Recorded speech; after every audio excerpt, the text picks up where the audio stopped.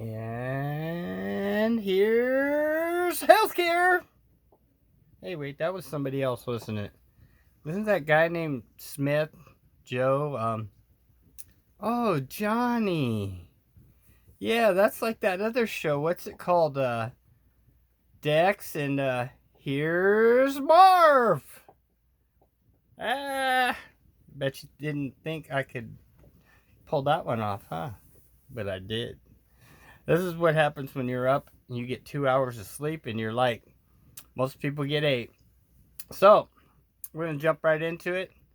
As far as we're going to jump right over to India. And here we go.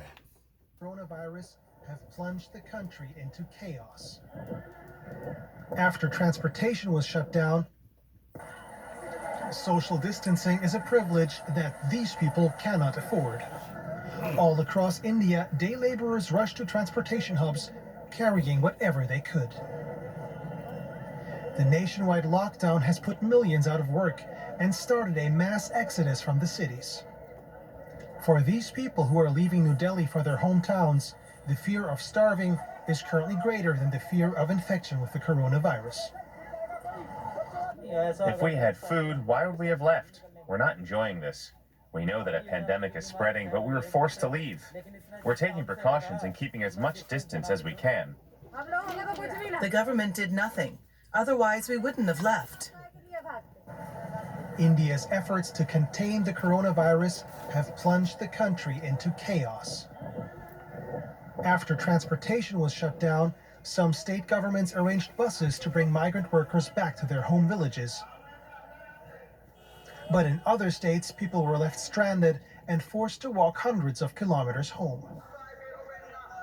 Day laborers, street vendors, and other informal workers form the backbone of the Indian economy. With police chasing them off the streets and no savings to fall back on, the lockdown... Yeah, those are what we call in the USA tweaker sticks. If you go out and you catch some tweaker inside of your grounds, rather than get your old shotty gun out, you get your tweaker stick and you beat that tweaker till that tweaker gets out of your property. And then that tweaker learns and he tells the other tweakers, whoa, this is starting to sound like another language of tweaking. And that tells the other tweakers, don't come back. Sorry guys, I had to give a 2 cents word joke. I told you what happens when I get sleep. I'm dangerous. The true slinger is loaded and ready for bear. Here we go. Puts many of them at risk. Prime Minister Narendra Modi, who had ordered India's 1.3 billion people to stay home, has apologized for the hardships.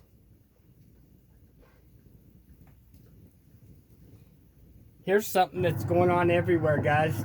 Check out the site. This is the train way back there. See that? We're going to give a shout out to this gentleman. It's LUI 459. UI 459. Shout out. Great film. Great train. I'm going to bring it up a little bit though.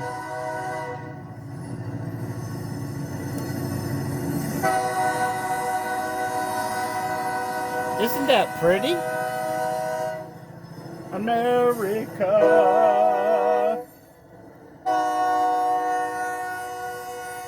As long as it's not used against us, right guys? Some of those are from Desert Colors. Check it out.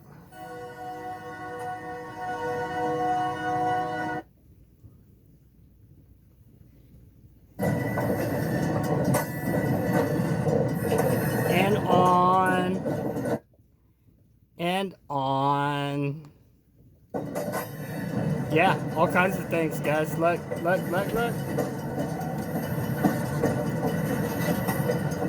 Any of you military guys can give a shout out as to what all that is. I know what some of it is.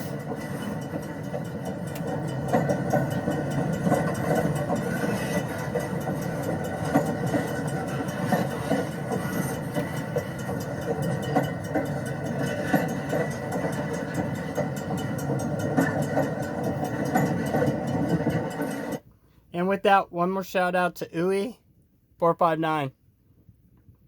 Awesome video, guy. And let's see, where do we want to go? Let's go to King 5.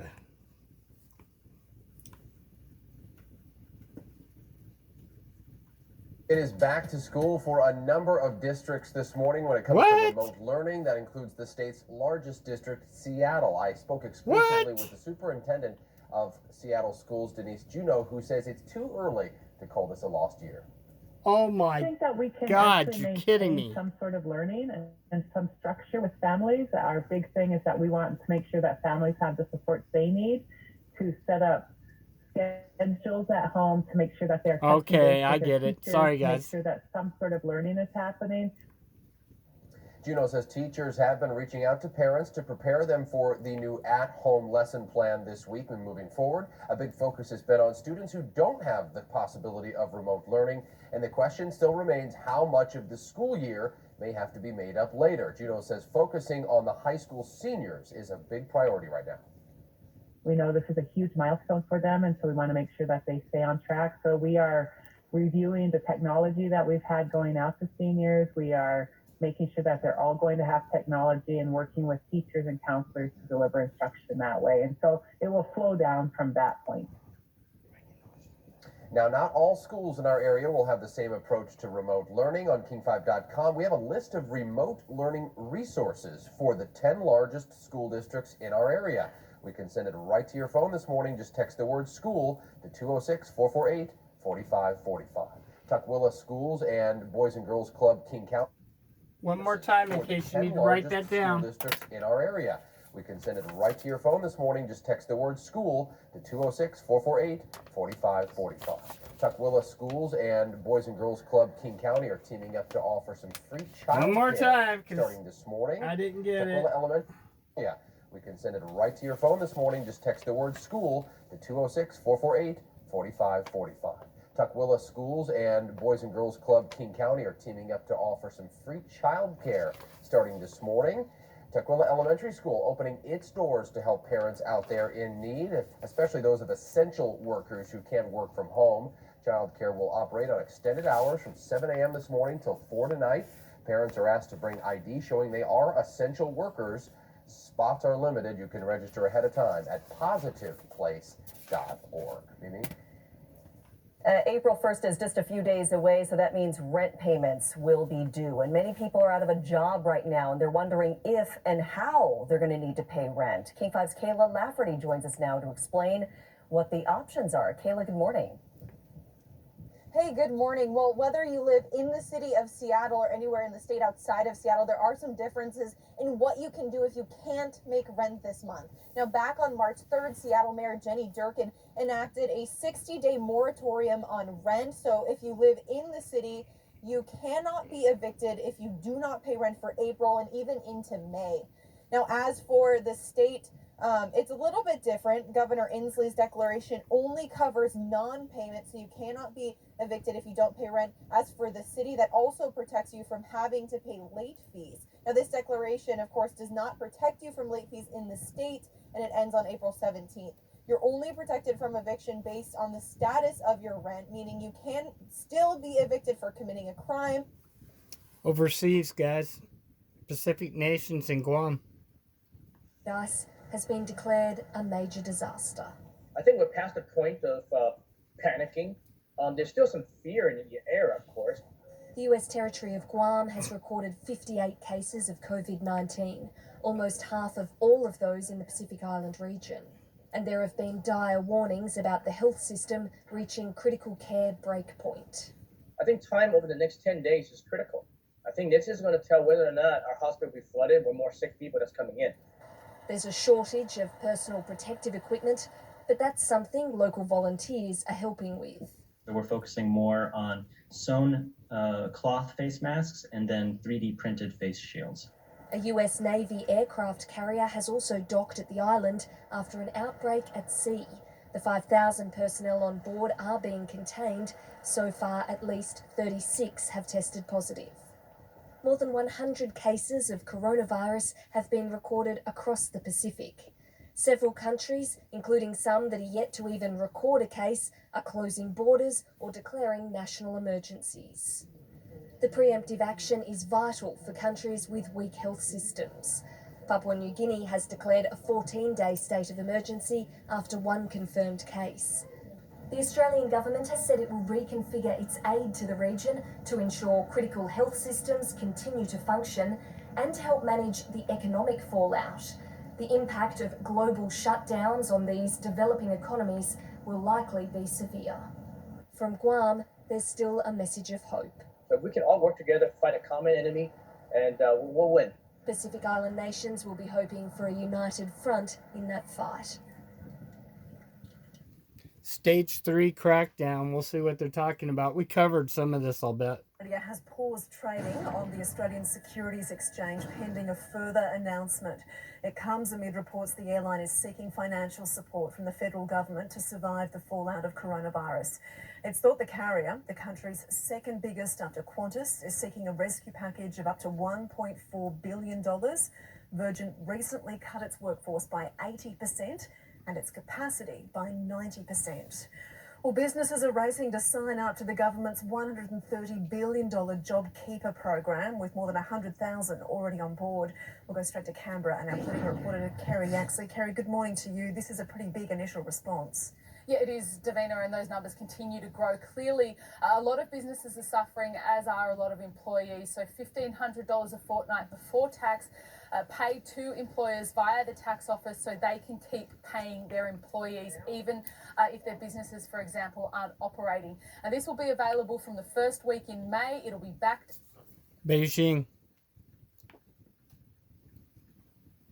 Joins me, foreign editor at The Australian. Greg, as you look at those images out of New York and the scenes in the United States more generally, the worst affected country in terms of overall numbers, how do you reflect on this crisis when you consider the fact that it began in Wuhan, China?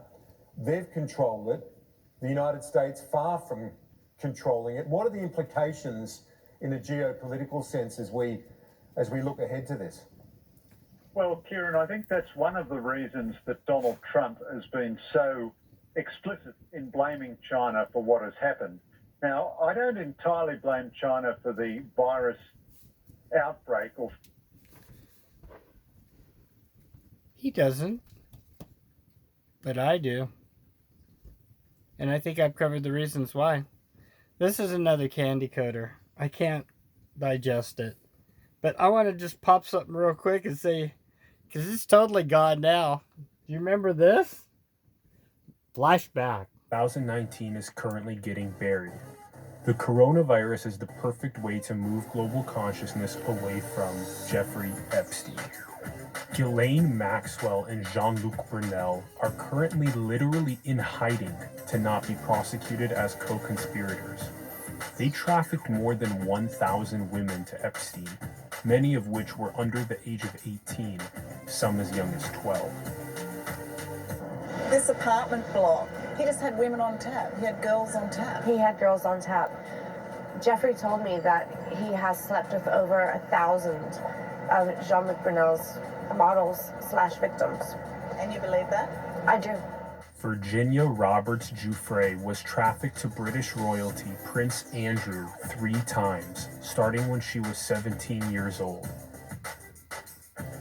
Andrew claims to have no recollection of meeting Virginia and says that this photograph could be doctored. A polite British way of saying fake news.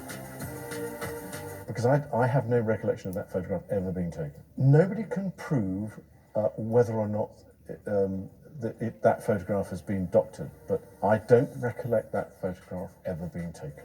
So as you know, Prince Andrew denies the allegations against him, and he says that this photos are fake, that he was never there, and that he's not his arm, and they're not his fingers. Those are his fingers. That is Andrew.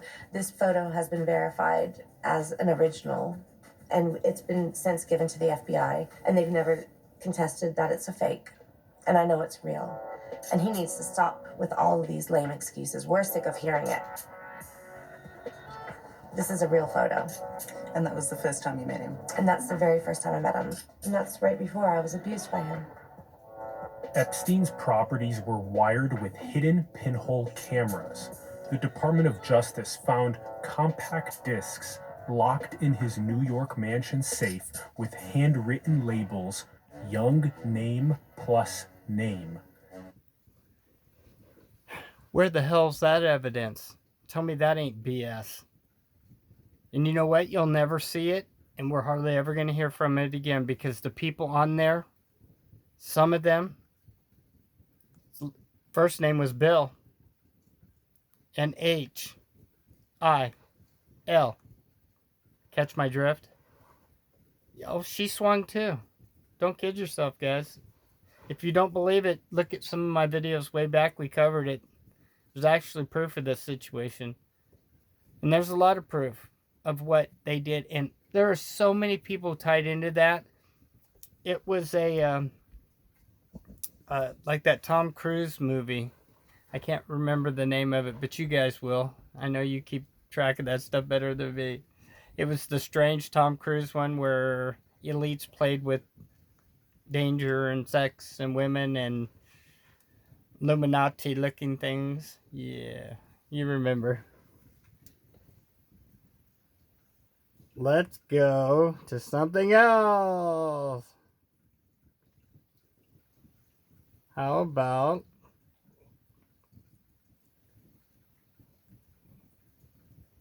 oh, this would be good. I'm just interested to see what this is covering.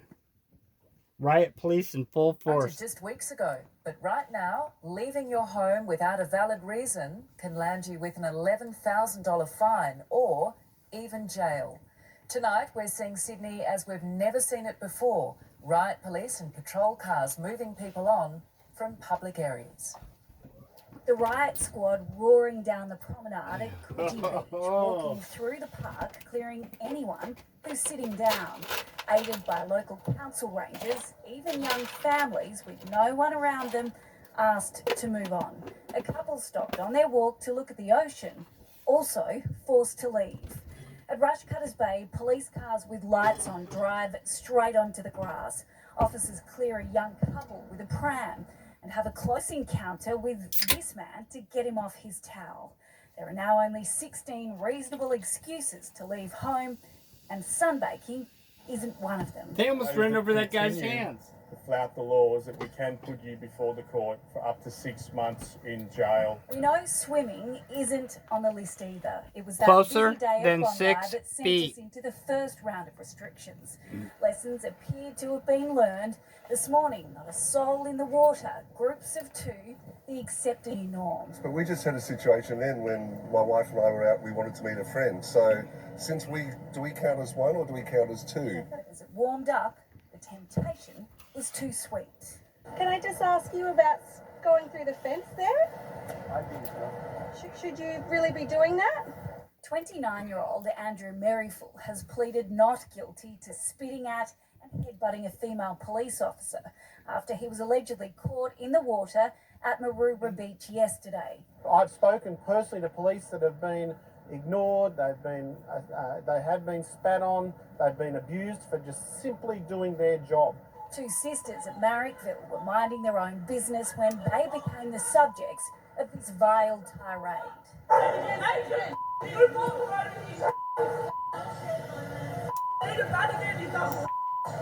And if you thought it couldn't get worse. Foul-mouthed teenager in the grey spits, then walks away, her friend laughing. Okay, and I covered that already. That's now labeled a terrorist act. Literally, guys, you can't make this shit up. Bing. Oops. That was a bing moment. No, but literally, yeah, they said spitting. So I guess all that spitting at cops that they were doing all summer and, you know, back a year ago, that was a terrorist act, wasn't it? Things that make you go, Things that make you go. Things that make you go. Like the Wuhan. It makes you go, Is it a bioweapon? Oh, we think so. We send it over there to get you, Americans. Sorry, that was racist. I should have never said that. Wait, was I just telling the truth? Could be.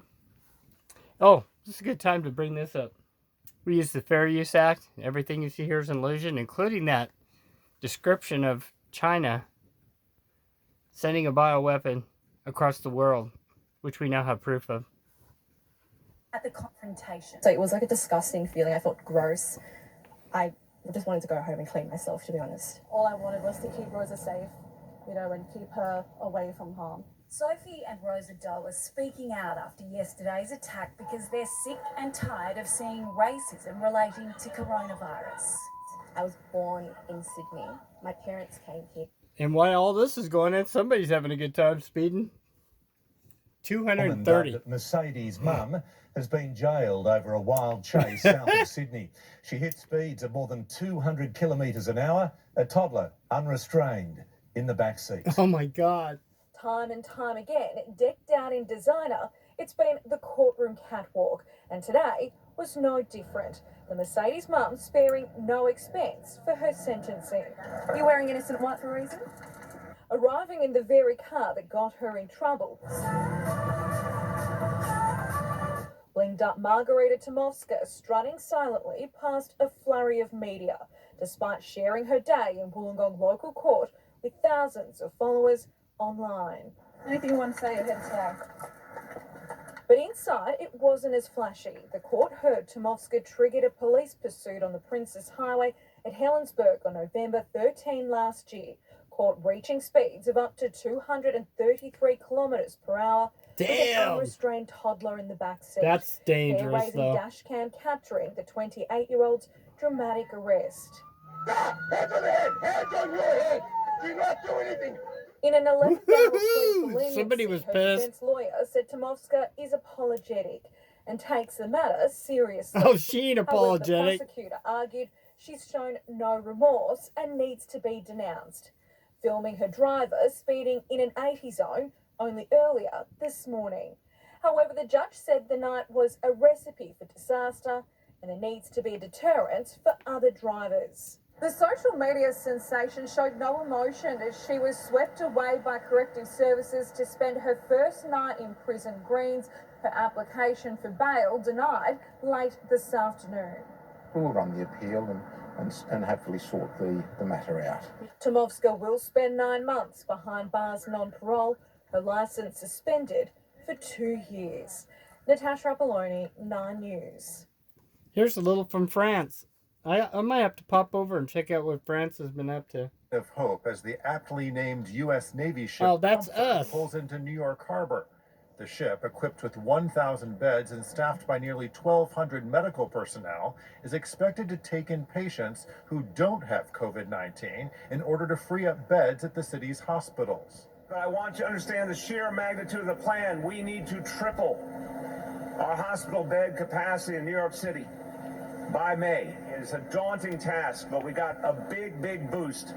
The arrival of the Comfort, this is like adding a whole nother hospital to New York City. In addition to the Comfort, the Jacob K. Javits Convention Center in Manhattan has been... Italy? A massive figure, the number Italy. of people that died with COVID-19 in the last 24 hours. That's 812 people in total. And the number of people that have tested positive now in total, the total numbers is above 100,000. So those are massive figures, but the authorities keen to stress the positives, I guess, one of which is that they saw the highest number of people recovered in the last 24 hours from COVID-19. That's almost 1,600 people, bringing the total number of recovered to more than 14,000. Brazil?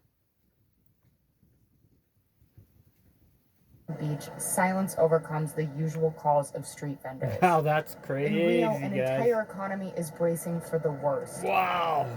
These beachside restaurants were forced to close.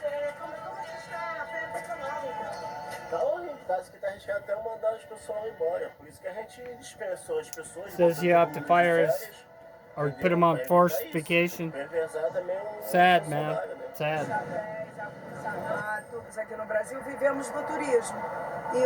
No one left to buy her goods, so she's running out of savings. The fight against coronavirus has turned into an economic battle in Brazil. According to President Jair Bolsonaro, the virus will do more harm to people's wallets than to their health.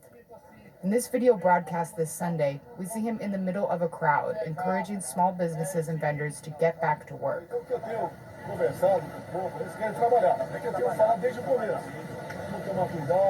This guy's crazy, guys.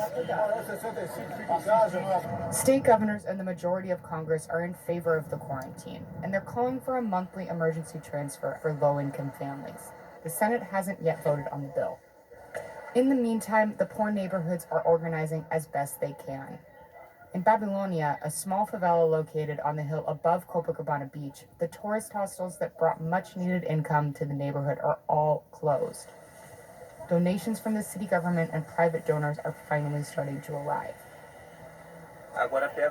Boy, those people need help. Speaking of, we haven't heard from Puerto Rico. Might have to check on that one. Now we're off to Moscow. In this episode, around the world with the Wuhan monster and healthcare sucks. Because the Wuhan monster sucks. And there's his best friend right there. That's right. The Wuhan monster's my best friend. So kiss my... What? None of that. Okay, sorry. But see, I still have dots. The Wuhan's still around. And I'm out here. Sorry, he hasn't made the scene in a while, so he had to... Everybody wants to be on camera. You know how it is, man. You put out a camera, and these people come out of the woodwork. On to Moscow. The city's locking down to slow the spread of the coronavirus. On Monday, the city's 12 million residents awoke to find that they are now unable to leave their house unless shopping for essentials in case of a medical emergency or going to a job deemed crucial by authorities. That order, a directive from Moscow's mayor Sergei Sobyanin, whose frank outlook on the issue has caused Vladimir Putin to change tack. Last week, the Kremlin said there was no de facto epidemic within the country, but Sobyanin told Putin that lack of testing meant that no one knew the true picture. The government's mixed messaging on the severity of the issue seems to have confused the population. Following Sobyanin's concerns, Vladimir Putin announced what he called a week-long paid holiday from Saturday, which prompted unworried locals to rush to book a vacation. Inundated with new reservations, the Black Sea resort of Sochi was forced to shut down amid fears of the virus spreading. But even there, some residents are skeptical of the danger. I personally think this is an ordinary abnormal flu. Everyone has to be sick with it to develop immunity. Sooner or later, everyone will go through coronavirus. Russian women. Sorry, that's the old man in me. I could not help it. Now I'm in trouble. Damn. Now see what you did, Wuha. You got me in trouble. It wasn't me.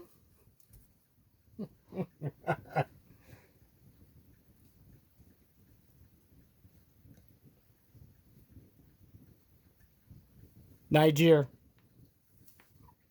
Zimbabwe. Schools and non-food shops, but many were surprised when President Muhammadu Buhari announced a 2-week total lockdown for Lagos and Abuja starting Monday evening. We're not fully prepared because the economy situation in Nigeria is not really good. It's very poor. Things are more... He said the economy is very poor, and it is, man. Those people... Oh, I hope to God that they're actually handing out food.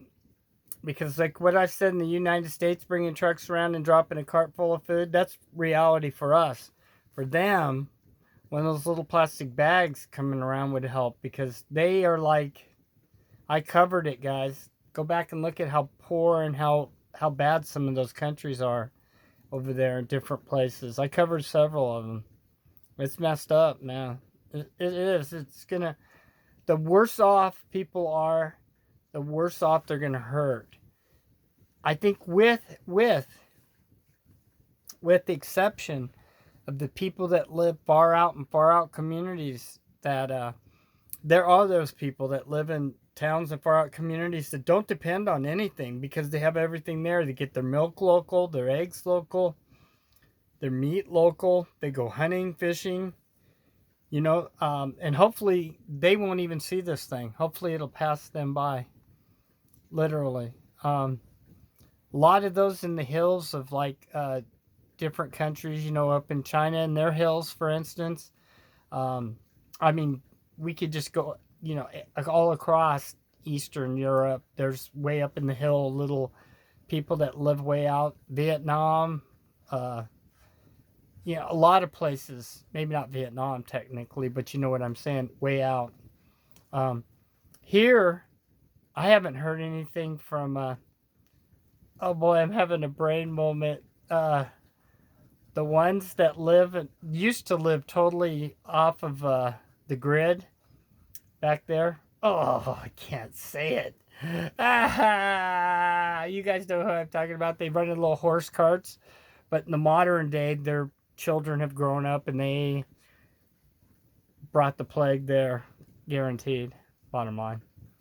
When I remember that, even if it's in the next video, I'm going to do it. Or maybe I'll remember it as we go on. Another minute of there. We only have enough stuff at home to take care of the family. The 2 weeks is too long. Many Nigerians said they 2 were weeks less is worried too long. about coronavirus and more about how they could buy food for 2 weeks when they often have to rely on daily earnings to survive. They invite us to sit at home. They have to provide what we're going to need for us. As we are inside the house, no food for us. You see many people at the house and no money to buy nothing for them. No Sad. food. We don't have anything to eat at our house. Social distancing will not be easy to implement. It On won't average, There happen. are nearly 5 people in every Nigerian household, compared yeah. to 2.5, for example, in South Korea. Many Nigerians said Buhari's announcement lacked clarity. He banned all movement, but said food shops would remain open. He did 2 not masks. say if ordinary citizens would be allowed to go to these shops during the next 2 weeks. That's harsh. I have no idea what this is. This is some other thing. Sorry, guys. While Italy's north is in the grips of a health emergency brought on by the coronavirus. Oh, this might be interesting. It's about the mafia the south taking over. is confronting a crisis of its own. Check this out. A ruthless new mafia. Yep. This kind of Nigerian mafia is peculiar in this place. Sex, drugs, and people smuggling. Okay. I've been trying to make